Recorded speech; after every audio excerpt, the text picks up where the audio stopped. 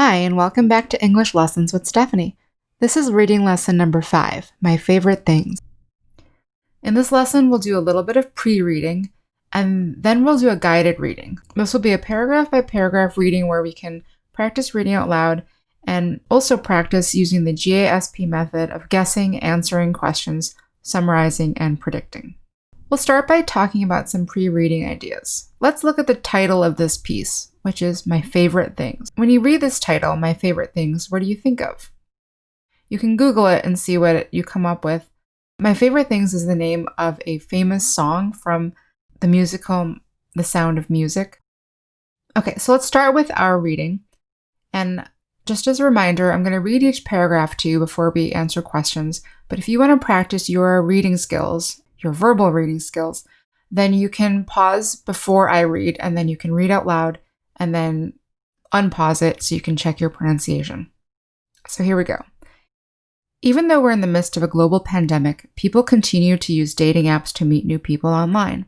Since meeting up for a drink isn't always an option anymore, one online date suggestion was to give dates virtual tours of each other's homes, pointing out prized possessions. Doesn't this sound like a good way to get to know someone? In this paragraph, we see some words that could be confusing, such as in the mist, in the top line. In the mist, what could that mean? Just guess. Based on the context of the sentence, it sounds kind of like in the middle, like a pandemic is happening. It's happening right now. Then we see the word virtual, and virtual is in the third to last line. It says virtual tours. And when we're talking about virtual tours, what do you think this means? Well, since we're online, it probably means not a real tour, but something that is happening on the internet. And we also have the phrasal verb pointing out. And you could probably just guess what pointing out means here, just showing prized possessions. And that leads us to our last words, prized possessions. Even if you've never heard these two words together, you might look at these words and see that they look a little familiar. Prized has the word prize in it. Prize means something that you win. And possessions has the word possess in it. And if you don't know what possess means, it means to own. So prized possessions means things that we own that, not that we won, but that we think are really special, that are kind of like prizes. So see if you have any other questions here that you can not ask me because I'm not there, but maybe you can Google, you can ask someone around you, or just try to figure out before you can move on. So let's summarize this first paragraph. What is the main idea here? And since this paragraph ends with a question, doesn't this sound like a good way to get to know someone? This isn't really asking you a question. When a piece of writing asks a question like this, it's actually not a question, it's telling you something. So instead of saying, doesn't this sound like a good way to get to know someone, this question is actually telling us, this sounds like a good way to get to know someone. Like when someone says, aren't you happy? They're probably saying, I think you are happy. The main idea of this first paragraph is something like, showing each other our prized possessions sounds like a good way to get to know someone. And let's predict what we're going to read in the next paragraph. Well, a good prediction would probably be we're going to read about her prized possessions, her favorite things. Usually, when I ask my students about their prized possessions, they inevitably mention their cell phones, laptops, or maybe their cars. While these are valuable in one sense of the word in that they're expensive, they are also completely replaceable. When we ask each other about our prized possessions, we usually want to know about things that are irreplaceable because of their sentimental value. Okay, so the first question you might have is about the word inevitably. What kind of a word is this, first of all? Well, because it ends in ly, we can say that this is an adverb, that you can remember this kind of word from our first lesson, our first grammar lesson on parts of speech. And adverbs are not usually so important to understand the meaning of a sentence. But here, we're talking about something that happens usually, right? The sentence starts with usually when I ask my students, then inevitably this happens. So what would you guess inevitably means? Would you guess that it means something like usually also, or never, or sometimes? Well, I think because it starts with usually, inevitably would mean something close to usually here as well. Another word we have in the sentence is valuable. Valuable comes from the word value, so this means something that has a lot of value. And here in this sentence, we have in that they're expensive in parentheses. We have this parenthetical phrase. And when we have this parenthetical phrase, it's kind of telling us another way to explain what comes before that. So when it says expensive here, it's giving us another meaning for the word valuable, which is expensive. Secondly, or thirdly, we have the word replaceable. Replaceable here, you can break this into two words, replace and able. So replace and able means you're able to replace it. That means you can get something again. We'll talk about that more in our writing.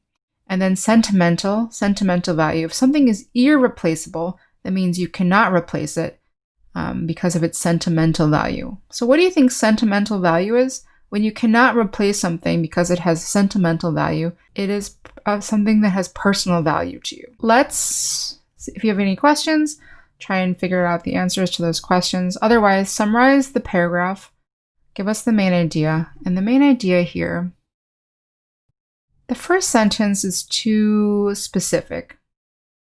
The second sentence is a definition of value, which is not a main idea here.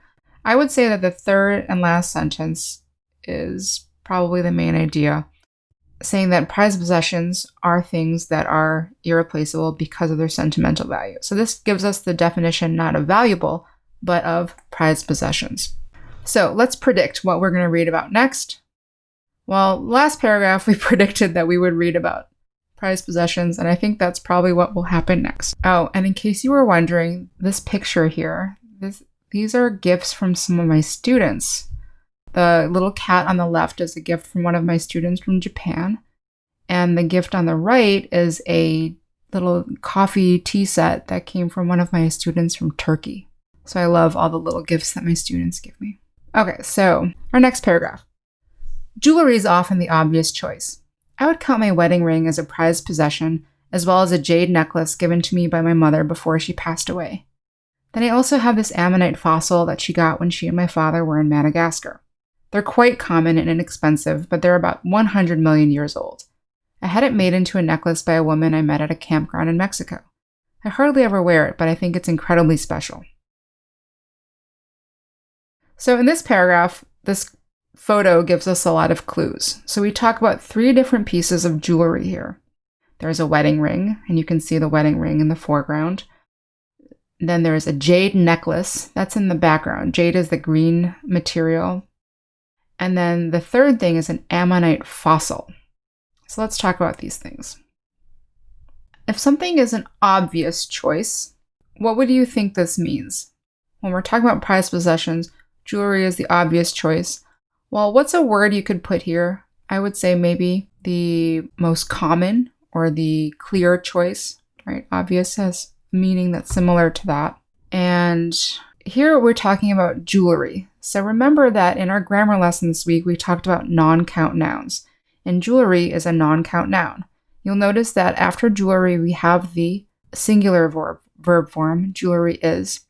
And then we talk about 3 countable things, a ring, a necklace, and another necklace. You probably have never heard of the words ammonite fossil, but that is a picture of an ammonite fossil on the right. So it's hard to explain without looking at the picture, but a fossil is something that's very, very old that used to be alive. And in this example, ammonite fossils are 100 million years old. And this ammonite fossil is from Madagascar. And if you want to look up where Madagascar is on a map, it's the island that's off the southeastern coast of Africa. Okay, so if you have any questions, you can look those up.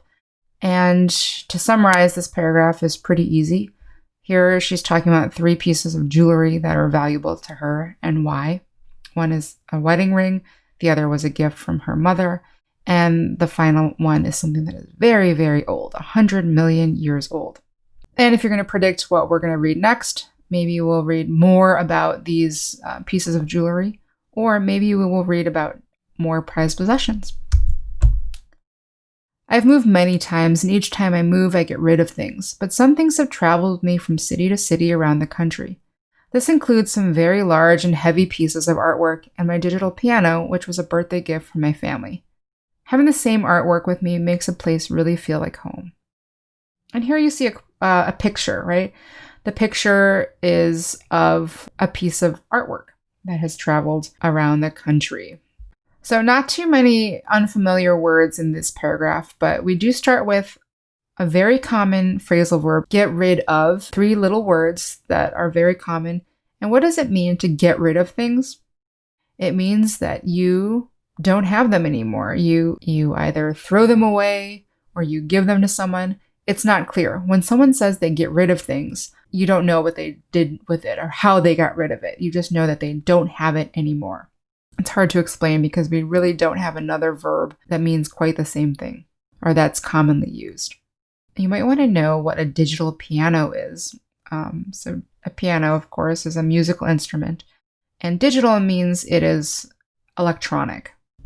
So to summarize, here she talks about more of her prized possessions, and she doesn't talk about them specifically, but she mentions that when she moves, she takes these things with her, which shows us that they're special to her because she doesn't get rid of things. Here's our next paragraph. A small piece of handiwork I treasure is this wooden heart covered in milagros that I got in Mexico when we were there to celebrate my friend's 40th birthday. Milagros are small metal charms that are supposed to bring specific luck. There are fertility charms, traveling charms, money charms, etc.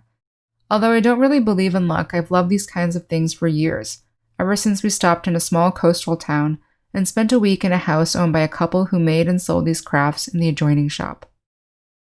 And here we have a picture of a heart covered in milagros. And as we read this, you can see the word milagros is written in italics. That's a special font where the words are a little bit thinner and slanted. So we do that when we use words of a different language. So milagros is not an English word. It is a Spanish word. And milagros actually means miracles. Miracles means something amazing that happens that is very special and we can't explain it. Like you think someone is dead, but they're actually alive. That's a miracle, a milagro. But here milagros refers to these little small pieces of metal that are attached to this wooden heart. You can see there are different shapes that are for specific kinds of luck. Okay, so the first word you might have questions about is handiwork. But you can very easily guess what handiwork means because you can see the word hand and work. And so handiwork means work that's done by hand. Then we see the word treasure. And what kind of a word is treasure here? A small piece of handiwork I treasure is this wooden heart. And this sentence might be a little hard to understand, but I treasure is a separate little clause that describes the handiwork. So we're saying, I treasure this handiwork. And so treasure here is a verb that means the same thing as value. I value this handiwork. We have the word wooden. Wooden means made of wood. It's an adjective form of wood. And luck. We talked about luck in our grammar lesson this week because luck is a non-count noun. It is a noun, but we cannot count it. And then we have charms. So charms are those little metal things that we saw on the heart. Fertility charms. So these are the types of charms. The charm of fertility. Fertility means the ability to produce, and specifically for the ability for a woman to produce a baby. That's for fertility. And then we have the word crafts. And crafts is similar to handiwork because it's something that's made by hand. And you can tell that crafts is a noun that has an S on the end. So this is a countable noun.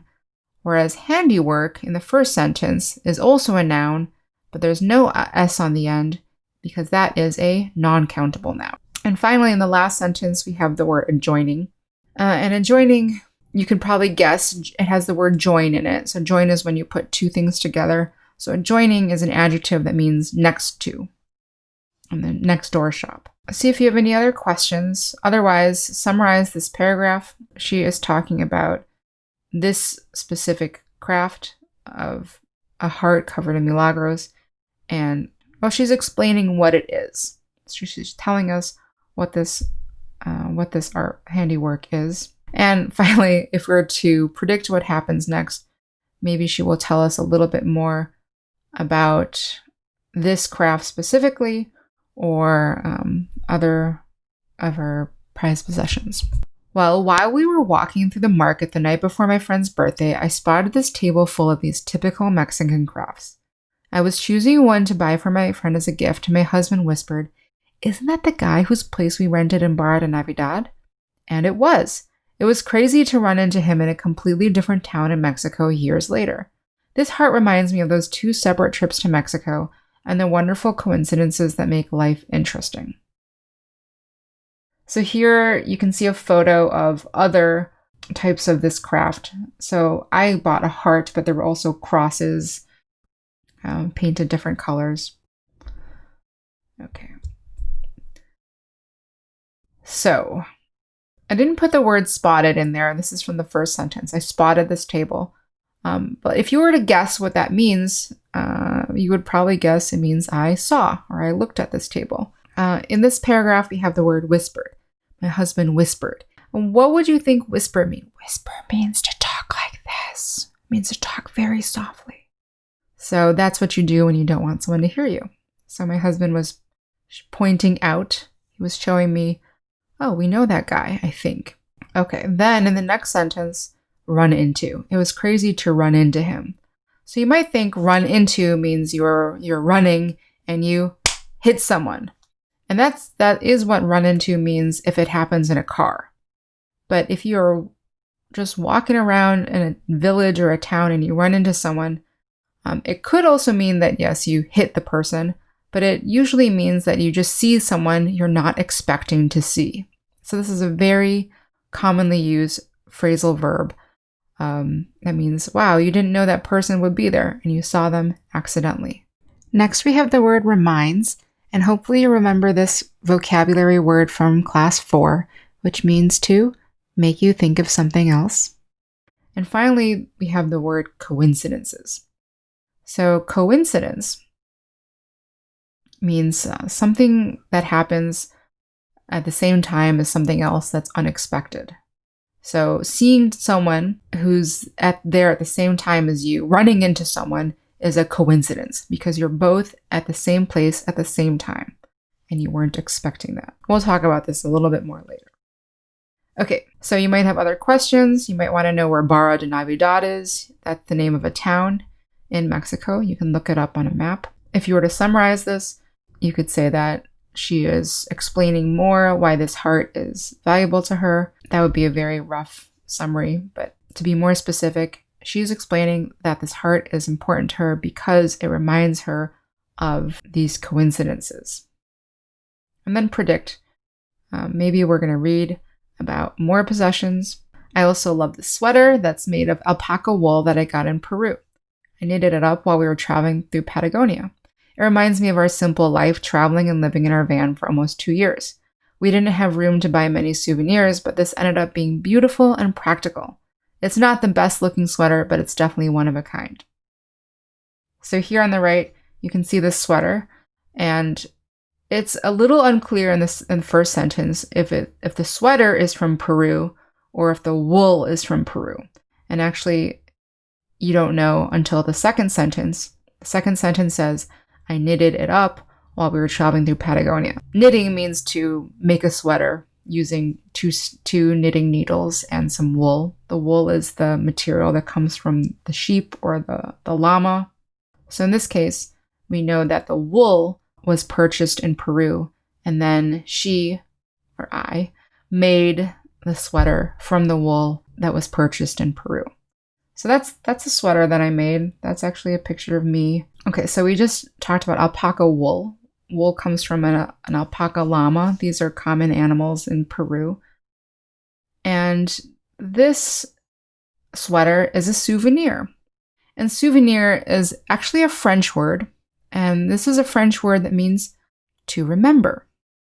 So souvenir here is a noun that means something that something that makes you remember something. So something that reminds you of something else.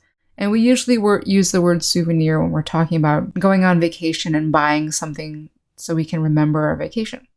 We also have the adjective practical. Practical means useful. And then one of a kind. One of a kind means it's unique. There is only one like it in the whole world. So because that sweater is something that I made, I know that nobody else has that same sweater. It's one of a kind. Okay, you might have questions about Peru and Patagonia. You can look those up on a map. You can tell those are places because of the capital letters in the beginning. And to summarize, she is talking about a sweater that is a prized possession because she made it herself. And there's nothing to predict because this is the last paragraph. So if you want to review, you can summarize what you've read, summarize the entire piece. That should be pretty easy with this one because it's all about favorite things. Go back and review any parts that are still a little confusing to you. Look up words in a dictionary. I recommend Merriam-Webster.com. And if you're keeping a personal dictionary, adding more and more vocabulary words every week, remember to add these words to your personal dictionary. And continue with this week's writing and speaking lessons because tomorrow's writing lesson, we're going to talk about this vocabulary in a little more detail and talk about how to write with it properly. Thanks for joining me and hope to see you again soon.